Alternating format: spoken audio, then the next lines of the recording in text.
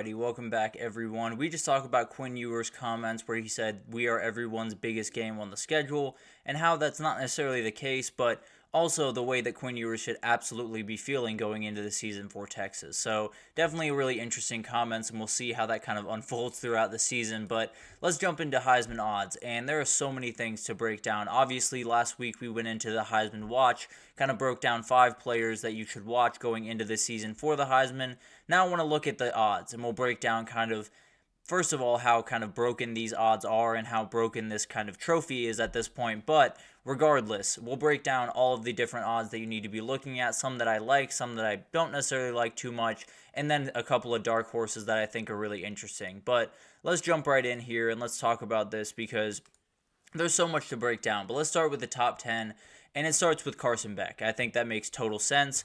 That is the best quarterback in the country on the best team in the country, if you were to ask me. So that's no question. I think he absolutely is number one. Quinn Ewers not too far behind him, with Dillon Gabriel right there as well. So those are the top 3 quarterbacks in the country by my estimation, and they play for 3 of the top 4 teams in the country. So not too crazy. And then you add Will Howard in there.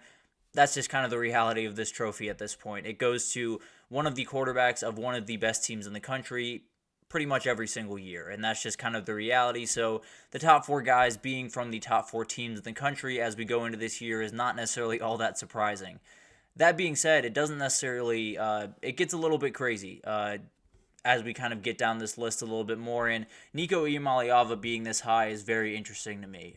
It's not necessarily to say he doesn't deserve to be this high because his talent is just off the charts incredible, and we've seen what Tennessee and Josh Heupel can do with a really good quarterback, but it is impressive, and it gives you an idea of just how incredible some of the people think that this guy is going to be. And overall, I mean, you see the number of SEC guys here. 6 of the top 8 guys on this list, SEC quarterbacks. So it gives you an idea of just how many guys are in that conference and how many incredible matchups we're going to have.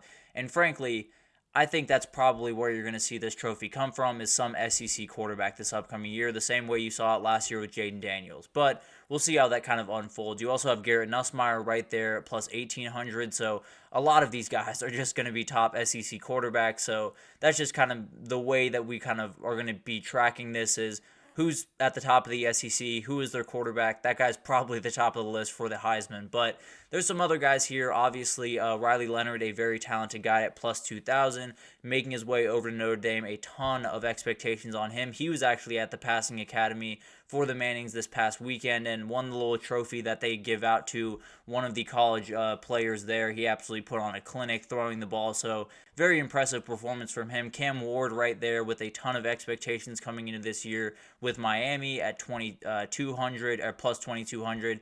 Avery Johnson and Connor Wegman right behind him, and then Jackson Arnold and Jalen Daniels. So the top 10 is a little bit all over the place in some ways. You know, you have some players that are expected to just, light the world on fire this upcoming year in Carson Beck, Quinn Ewers, maybe Dillon Gabriel. Then you have some players that are just going to be on really good teams and might not necessarily put up the stats that are Heisman stats, quote unquote, like the Riley Leonards, like the Will Howards, like some of the other guys on this group. So overall, it's a very interesting group. You have Riley Leonard ahead of Cam Ward and Avery Johnson.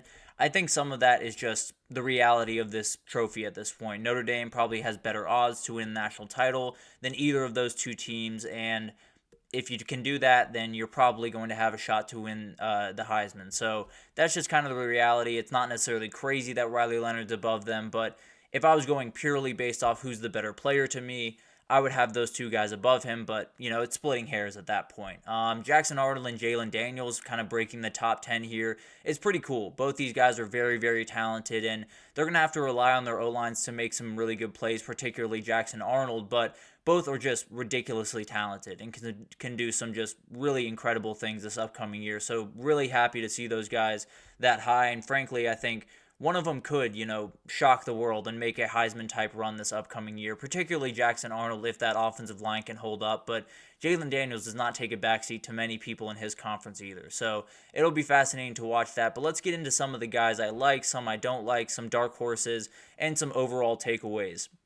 One of the big things that I want to, get into as I get into the guys that I like, Nico Iamaleava is very high on this list. There's no two ways about that. At plus 1,500 as a first-year starter, that's pretty wild. And it's definitely something that's going to be crazy, but I think it's also Vegas just not getting caught again.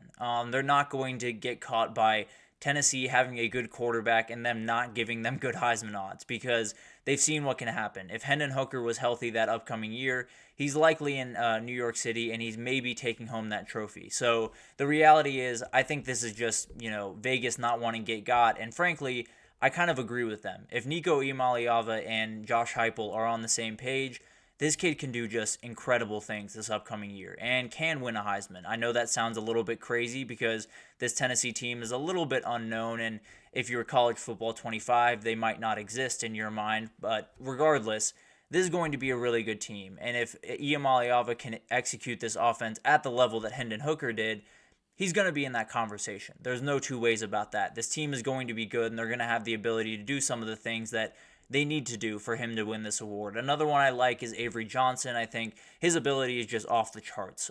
He can do everything that you want him to do with the football. That's a big reason why the starting quarterback over at Ohio State left, because of this kid. It wasn't by coincidence. It wasn't because Will Howard just really wanted to be at Ohio State.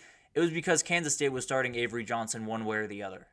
So Will Howard was going to have to find another home, or he's going to be sitting on the bench, because this kid is just so talented. So very much like what he can do. I think there's so many things that he can do this upcoming year, including running away with the Big 12 and being by far the best quarterback in that conference, and possibly taking home the Heisman. And then you have Brady Cook at plus 3,500, a little bit lower on the list, but I think he's one of those guys that absolutely is going to execute this offense at a really high level. And when you have the three guys around him that he has in Luther Burden, Mookie Cooper, and Theo Weiss, you're going to do some pretty incredible things. I think there's a reality that, maybe the numbers aren't insane enough for him to win a Heisman, but they definitely could be. This offense could be very, very potent, and I think Brady Cook is someone that can execute it at a ridiculously high level, to be totally honest. And then guys I don't necessarily like, Will Howard probably starting this list.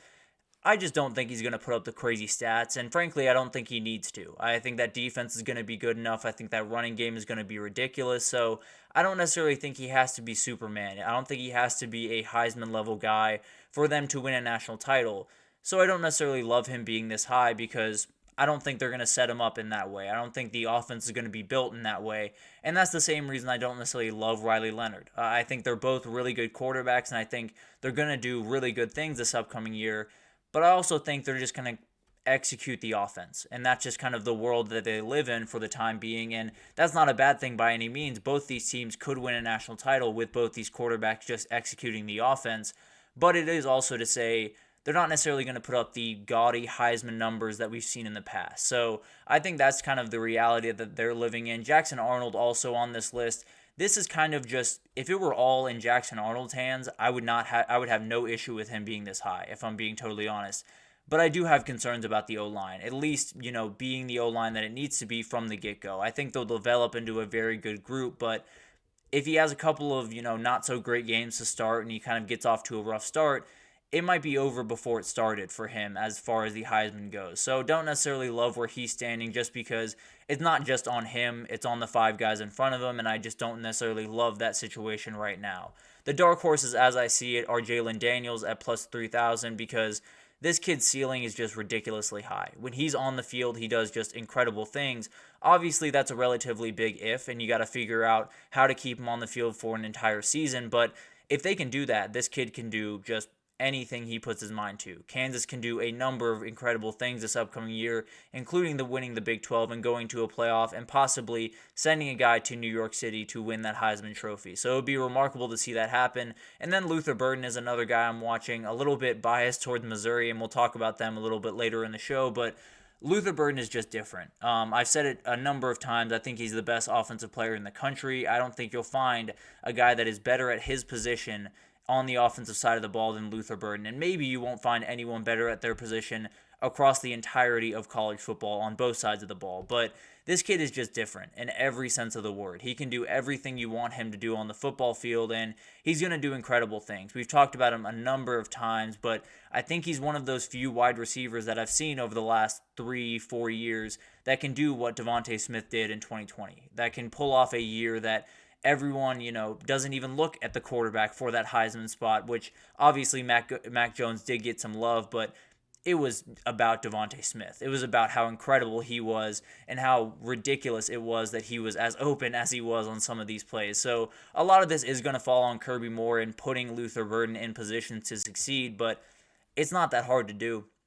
If I'm being totally honest, this kid is so easy to put in winning positions because he does that the second he steps on the field. He's in a winning position when he's lined up on a play. So this guy is just absolutely different, and I think it's going to be fascinating to watch this develop. Obviously, the Heisman overall is not necessarily the way that I love it. The top 22 guys, I think, on this list were quarterbacks. Julian Sayin, who as of right now is the third stringer over at Ohio State, was above Luther Burden, who in my opinion is the best offensive player in the country. So I do have some issues with the way that the Heisman works at this point in time. I do have some issues that it is just, are you the quarterback for a top team in the country? Congratulations, here's the Heisman. But it doesn't necessarily change that this is a very interesting race, and there's going to be a ton of things to watch, and there could be a dark horse from another position that possibly steals it from one of these guys, but frankly, right now it looks like a quarterback-driven award, and that's the way it's been for quite some time, but it's getting even more that direction this last little bit. So it'll be fascinating to kind of watch that race develop, but